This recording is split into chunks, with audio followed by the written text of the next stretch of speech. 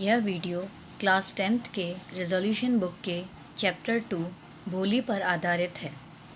यह कहानी प्रसिद्ध भारतीय लेखक, उपन्यासकार, पत्रकार तथा फिल्म निर्देशक ख्वाजा अहमद अब्बास जी की है, जिन्हें प्यार से के अब्बास के रूप में जाना जाता है। अब्बास जी का पहला प्रकाशित लेख फूल नामक बाल पत्रिका में छपा था।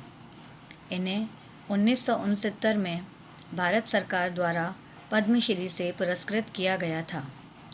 इनकी कहानी का मेन कैरेक्टर यानी मुख्य पात्र सुलेखा है, जिसे ही कहानी में भोली नाम से जाना गया है, जो कहानी की शुरुआत में पिछड़ी हुई बच्ची से, जिसके चेहरे पर चेचक के दाग और वह थोड़ा हकलाती भी है, से कहानी के अंत तक अपनी विद्यालय की शिक्षिका के प्रेरणात्मक योगदानों द्वारा एक पढ़ी लिखी, समझदार, आत्मविश्वासी नारी के रूप में समाज के सामने नारी शक्ति की मिसाल का स्रोत बनती है।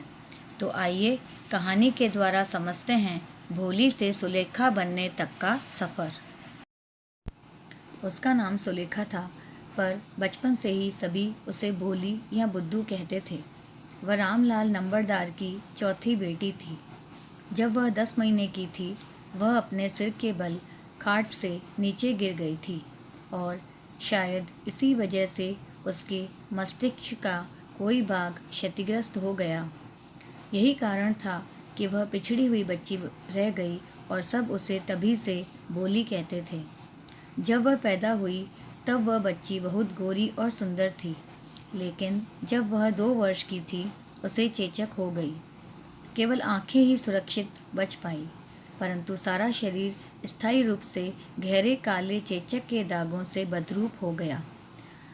नन्ही सुलेखा 5 वर्ष तक नहीं बोल सकी और बाद में जब उसने बोलना शुरू किया तो वह हकलाने लगी।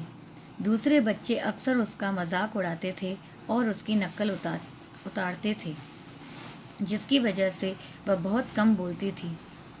रामलाल के 7 बच्चे थे, 3 बेटे और 4 बेटियां, और भोली उनमें से सबसे छोटी थी।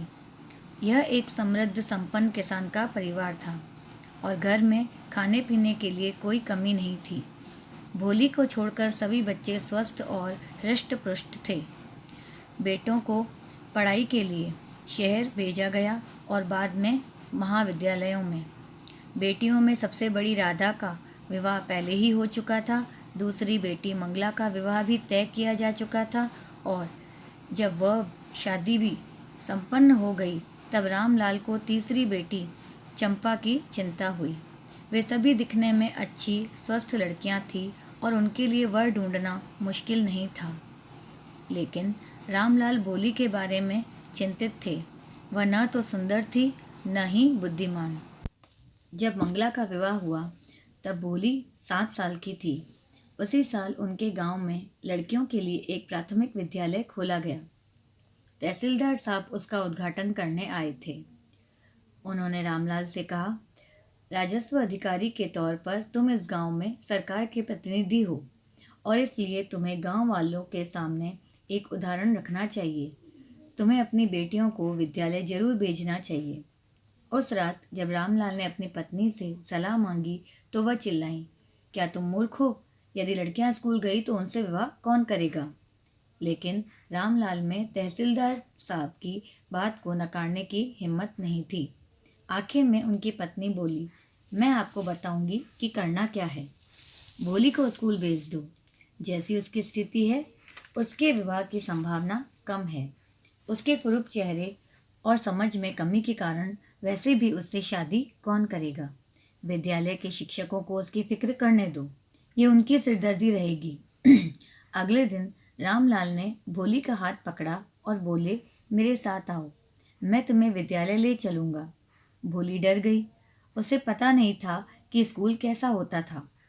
उसे याद आया कि किस प्रकार कुछ दिनों पहले उनकी बूढ़ी गाय लक्ष्मी को घर से बाहर निकाल दिया गया था और बेच दिया गया था।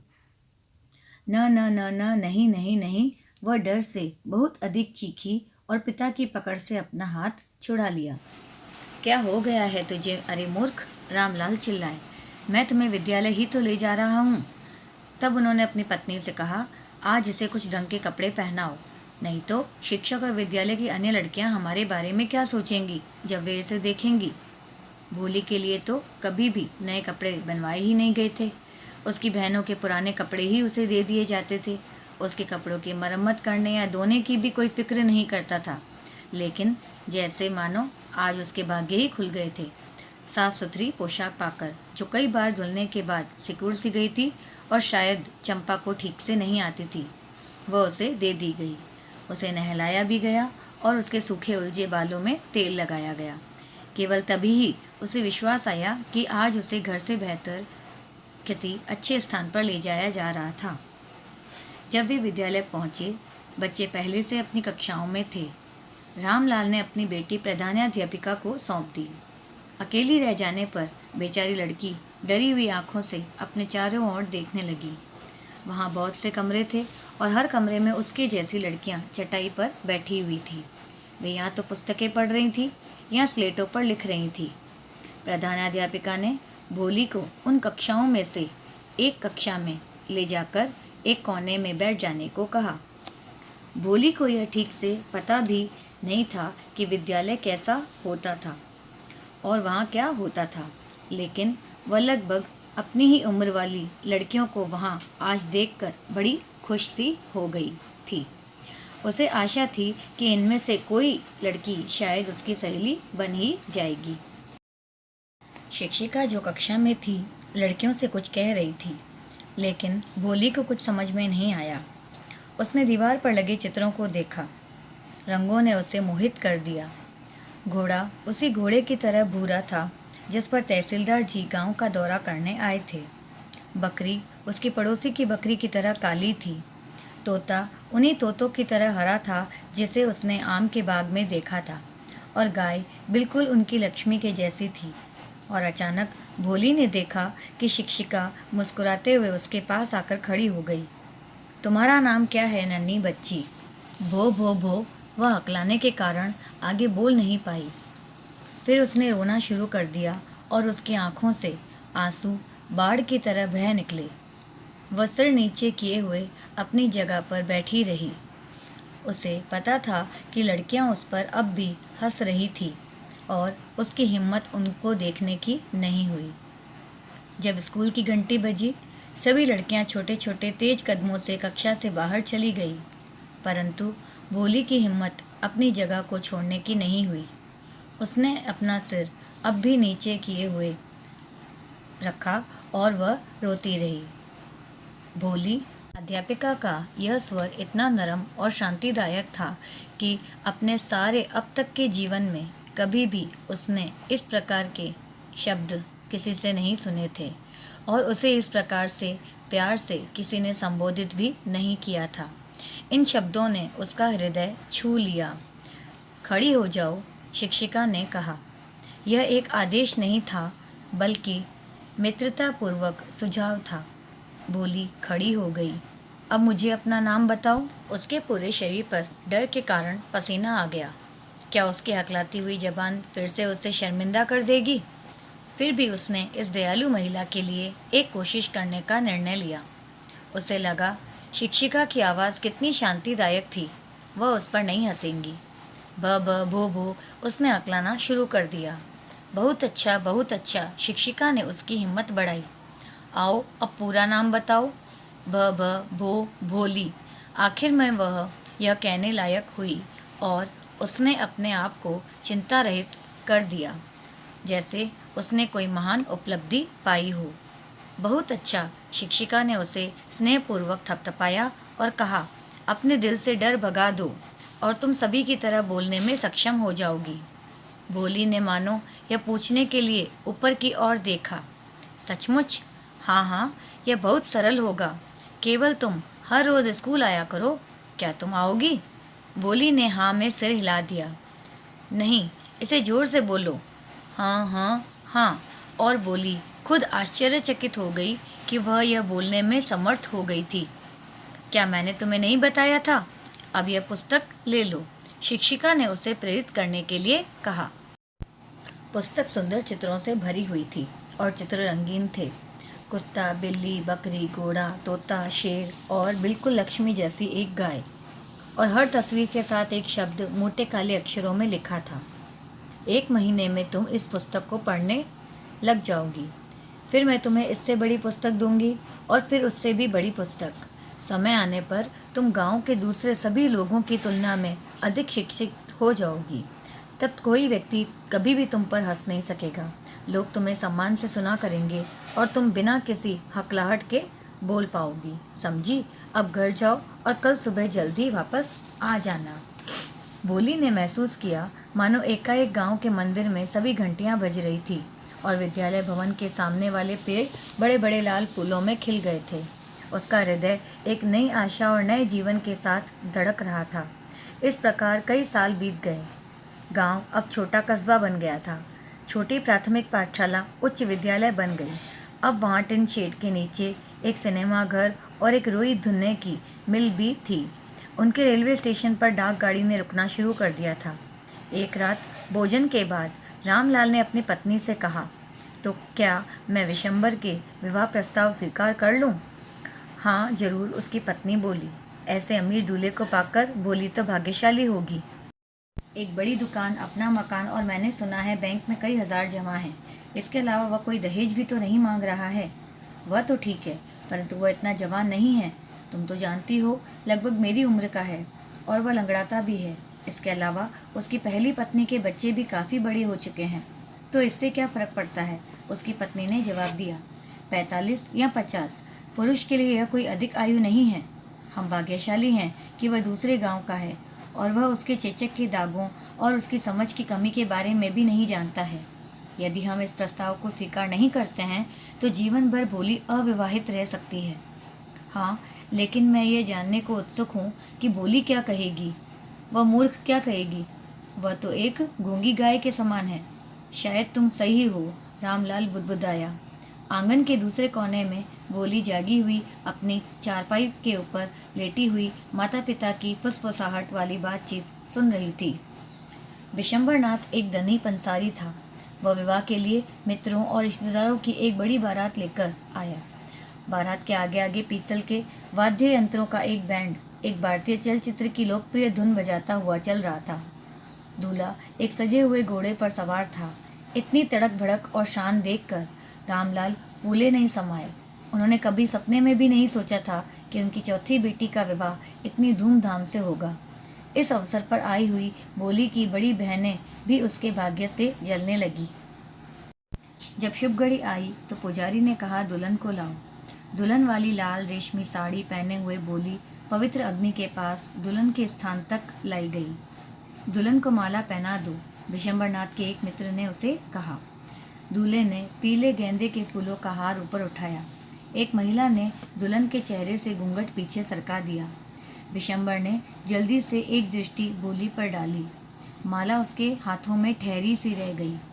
दुल्हन ने धीरे से घूंघट अपने चेहरे पर नीचे खींच लिया। क्या तुमने दुल्हन को देखा है? विशंबर ने पास में खड़े अपने मित्र से पूछा। उसके चेहरे पर चेचक के दाग हैं। तो क्या हुआ? आप भी तो जवान नहीं हैं। हो सकता है, लेकिन यदि मुझे उससे विवाह करना है तो उसके पिता को मुझे 5,000 रुपये अवश्य देने होंगे। रामलाल गया और अपनी पगड़ी, अपनी प्रतिष्ठा विशंबर के पैरों पर रख दी। मुझे इस तरह अपमानित मत करिए। 2,000 रुपये ले लीजिए। नहीं, 5,000, या हम वापस चले जाएंगे। अपनी बेटी को रख लो। कृपया थोड़ा तो दया कीजिए। यदि आप वापस चले जाएंगे तो मैं गांव में अपना मुंह किसी को दिखाने लायक नहीं रहूँगा। तो फिर निकालो 5,000। चेहरे पर आंखों से आंसू बहाते हुए रामलाल भीतर गया, तिजोरी खोली और नोट एक एक करके धीरे धीरे गिने। उसने दूल्हे के चरणों पर नोटों का बंडल रख दिया। विशंबर के लालची चेहरे पर जीत की एक मुस्कुराहट सी आ गई, जैसे कि उसने कोई जुआ खेला था और बाजी जीत ली थी। मुझे माला दो, उसने घोषणा की। एक बार फिर दुल्हन के चेहरे से घूंघट पीछे सरकाया गया, लेकिन इस बार उसकी आंखें नीचे झुकी हुई नहीं थी। वह ऊपर देख रही थी, अपने होने वाले पति को सीधे देख रही थी और उसकी आंखों में न क्रोध था न ही घृणा, केवल रूखा तिरस्कार था। विशंबर ने दुल्हन के गले में डालने के लिए वरमाला उठाई। लेकिन वह ऐसा कर पाता उससे पहले बिजली की लकीर की तरह दुल्हन ने अपना हाथ बाहर की तरफ निकाला और जयमाला आग में फेंक दी। वह उठ खड़ी हुई और उसने घूंघट उतार फेंका। पिताजी, भोली स्पष्ट ऊंची आवाज़ में बोली।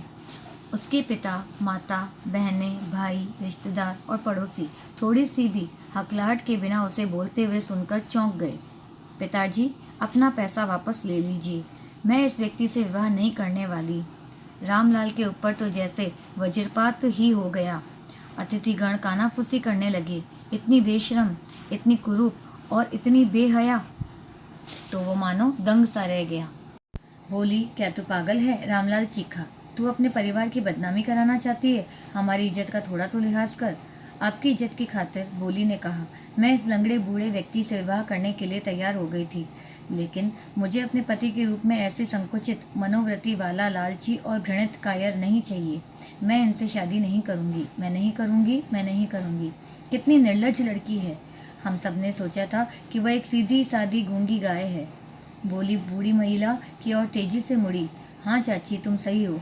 आप सबने सोचा कि मैं बेजुबान गाय हूँ, इसी कारण आप मुझे इस कठोर दिल वाले व्यक्ति को सौंप देना चाहती थी, किंतु अब ये गूंगी गाय हकलाने वाली मूर्ख बोल रही है। क्या आप और अधिक सुनना चाहती हो?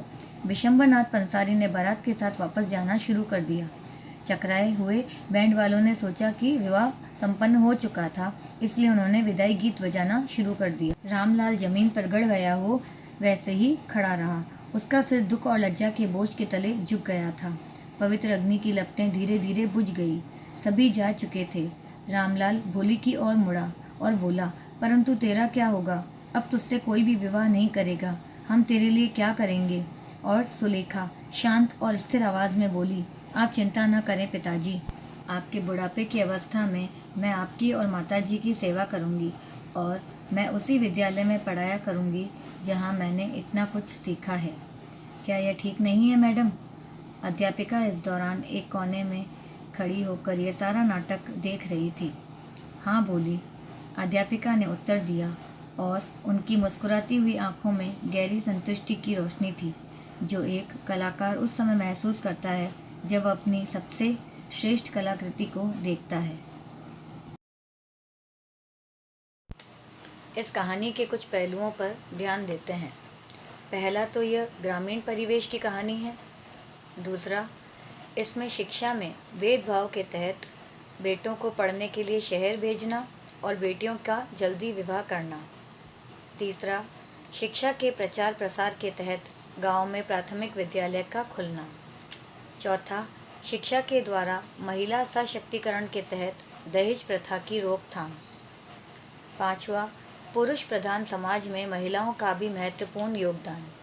और इन सबसे भी ऊपर कहानी में प्रेरणात्मक तरीकों से भोली जैसे किसी भी व्यक्ति में आत्मविश्वास को भरा जा सकता है और जीवन में आगे बढ़ाया जा सकता है की बात कही है। अतः कहानी में डर के आगे जीत वाली पंक्ति को भोली ने सुलेखा बनकर सच साबित किया है।